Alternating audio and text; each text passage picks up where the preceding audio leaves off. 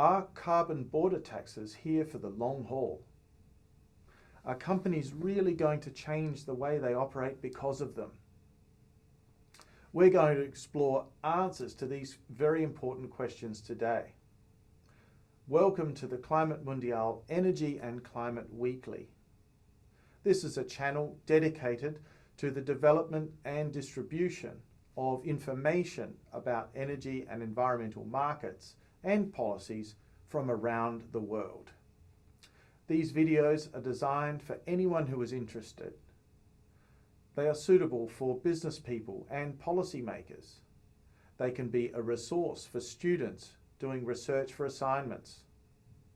They will also help everyday citizens who hear about these topics, perhaps in the media, but want to know more information. I am Dr. Dr Rossetto, the host of the channel. I've worked in the energy and environmental markets for over 2 decades. Before we get started, if you like these videos, please don't forget to click like and subscribe. It is a fantastic way to support the channel. Today, we are going to refer to a paper that I published in the Sustainable Horizons Journal. It's called The Long-Term Feasibility of Border Carbon Mechanisms, an analysis of measures proposed in the European Union and the United States in the steel production sector. The paper is available open access, so you can download a copy from the journal website. There is a link in the description. In the last video, we identified that carbon border taxes are a relatively new policy instrument. They place a tax on imports of products that is based on the greenhouse gas emitted during their production. The reason for their introduction is to deal with carbon leakage. Carbon leakage is a problem that some people fear will happen if countries have different approaches to dealing with carbon emissions. Countries with less or no restrictions on greenhouse gas emissions will give a competitive advantage to some producers. That is because they will not pay for carbon dioxide emissions. When those products are then sold into markets that have stronger emissions limits or pricing systems, those products become more competitive. This means producers will either move to those other locations or that imports will take up an increasing share of the market. That is particularly so with heavy industrial products such as steel. As our next step, let us first consider what evidence exists that suggests that carbon leakage has really become a problem. This chart, taken from the paper, shows changes in import reliance over 10 years in the European Union and in the United States. It begins in the year 2012 and covers the period until 2022. And a few things start to become clear. First of all, there has been relatively little change in the United States, which has maintained a constant reliance on a degree of imports. In the European Union, on the other hand, it began the period as a net exporter of steel. It finished, however, as a net importer with 7.3% reliance by 2022. The United States does not have a federal carbon pricing system like a carbon tax or an emissions trading system. The European Union, however, does. It operated a community-wide emissions trading system since 2005. The European Union has also used a system of freely allocating emissions permits to steel producers to protect them from the risks of carbon leakage. However, it is fairly clear that the competitiveness of European steel producers has fallen relative to international competitors. Given one of the clearest signs is imports taking up increasing shares of the market, carbon leakage cannot really be ruled out. If it is occurring, this would suggest that the free allocation system may not be working as well as the European Union had originally hoped.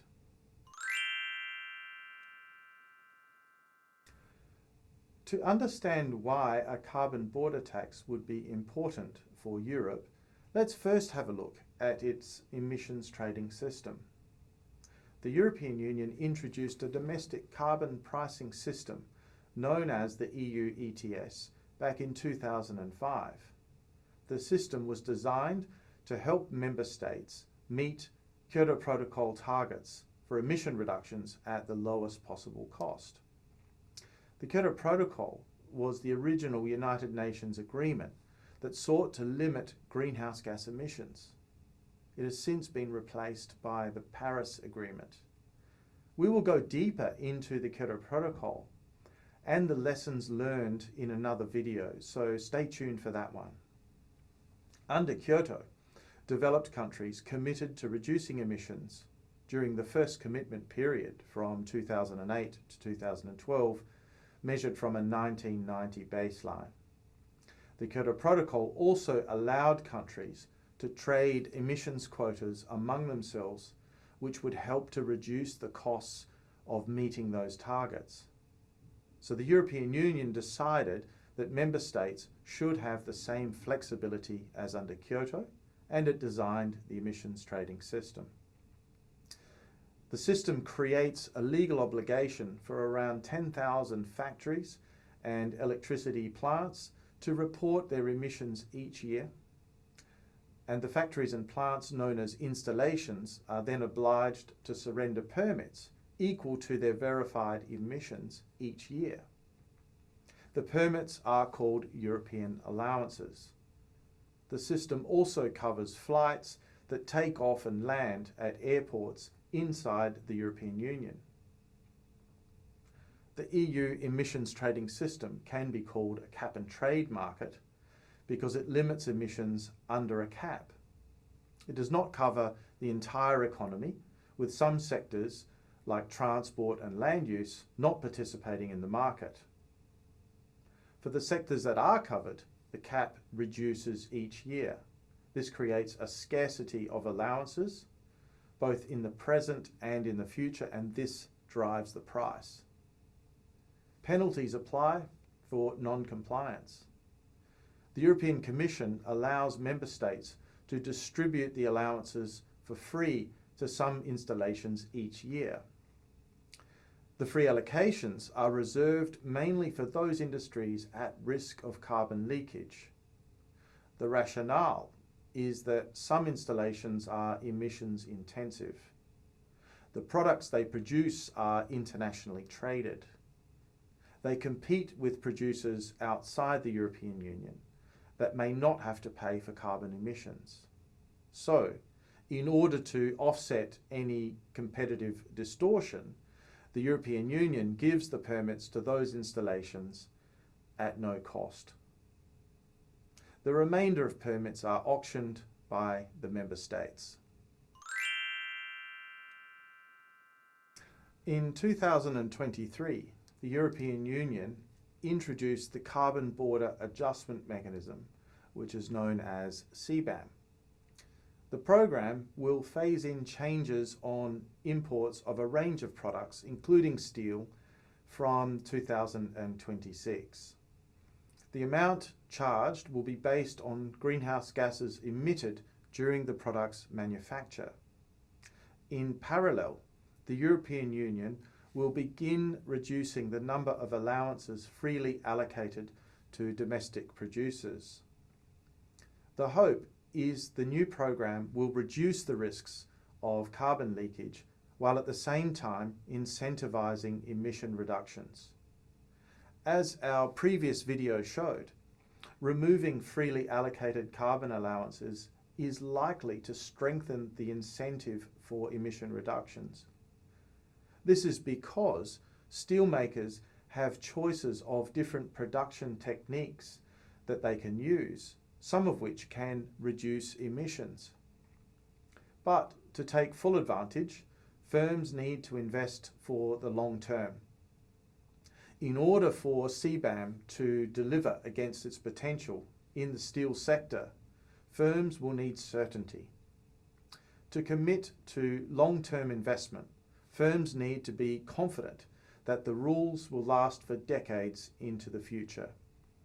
This raises the question, just how sustainable is CBAM? Can we assume it will survive the headwinds that lie ahead? The Carbon Border Adjustment Mechanism program does indeed face some headwinds.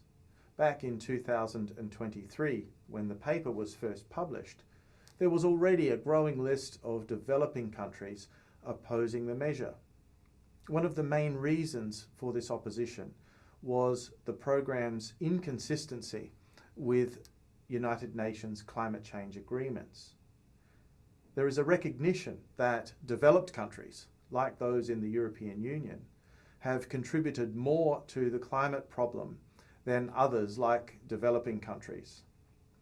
So countries have agreed that while everyone would work on climate change solutions, developed countries would be obliged to do more. The principle itself is called Common but Differentiated Responsibilities, or CBDR for short. The carbon border tax, in effect, treats every country outside the European Union equally. While that might seem an acceptable approach, and is probably consistent with international trade conventions, it has become a problem for some.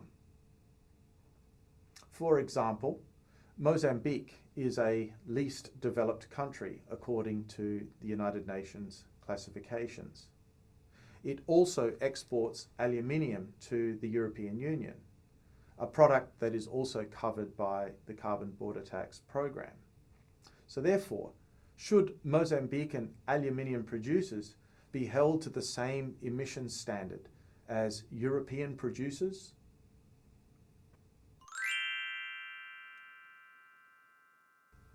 Another issue is that of sovereignty. Some countries believe that the European Union, through CBAM, is taxing activities happening outside its own territory. It is also interesting because the same issue has come up before. In 2012, the European Union introduced requirements for long-haul flights to participate in the emissions trading system. That is, an intercontinental flight taking off, for example, in Dubai or Singapore or Johannesburg, then landing in the European Union, would be liable for its emissions for the entire journey. In other words, the European Union would be collecting charges for flying that took place outside its airspace.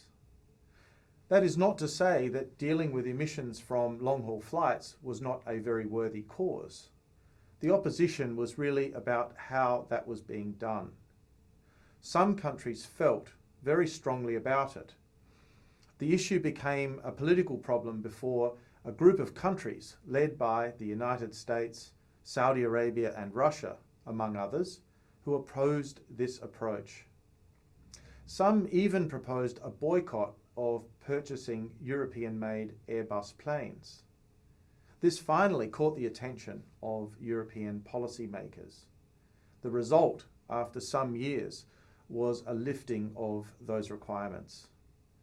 In place of the European Union's emissions trading system, countries eventually developed a separate program. It is called the CORSIA program, and it is administered by the International Civil Aviation Authority, ICAO, which is a part of the United Nations, and it is not administered by the European Union.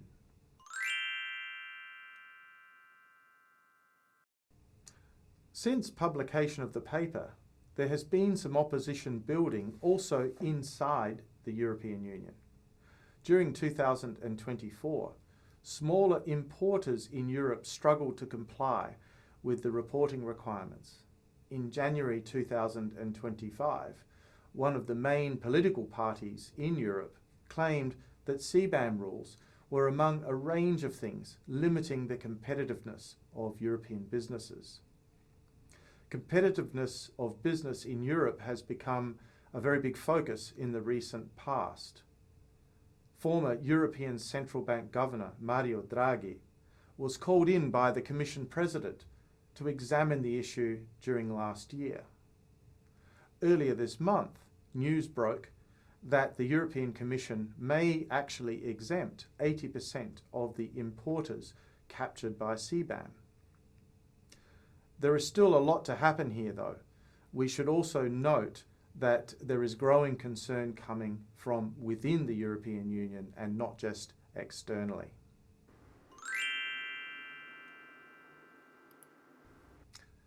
Finally, there is much occurring on the international horizon as well. Late last year, the BRICS nations, a group of countries that have emerging economies, voiced their opposition.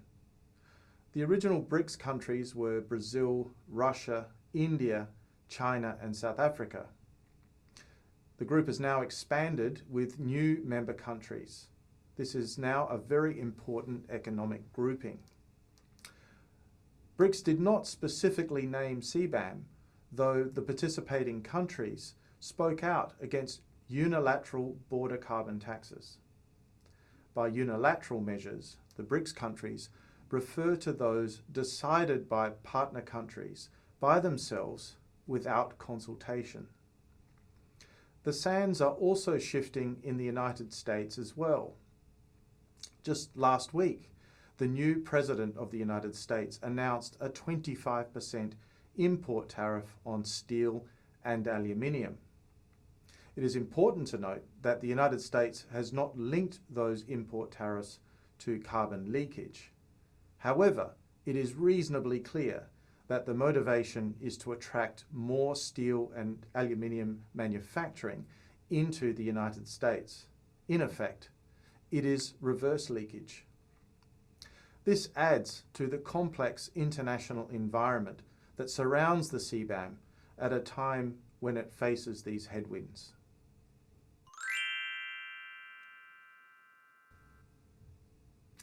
So, let's summarize all of this. On the one hand, we have seen that there is evidence of increasing import dependence in the European steel sector. How much this is connected to carbon leakage is not yet precisely known. The European Union has introduced CBAM to tackle the problem of carbon leakage. The measure has the potential to reduce emissions, as we saw in the last video, at least in theory. To deliver on this potential, the CBAM measure needs to reassure firms that it is sustainable and will be there for the long haul. However, the measure does face a number of headwinds from both inside and also outside the European Union. Similar to the conclusion made in my paper in 2023, the headwinds discussed in this video are unlikely to remove all doubt about the future of the CBAM measure. For CBAM to deliver against its potential, producers would really need to be confident that the rules will last for decades into the future. So for the time being, we'll need to keep a very close eye on how things develop. On that note, I'd like to say thank you for joining me today, and I look forward to seeing you in the next episode of Climate Mundial's Energy and Climate Weekly. Bye for now.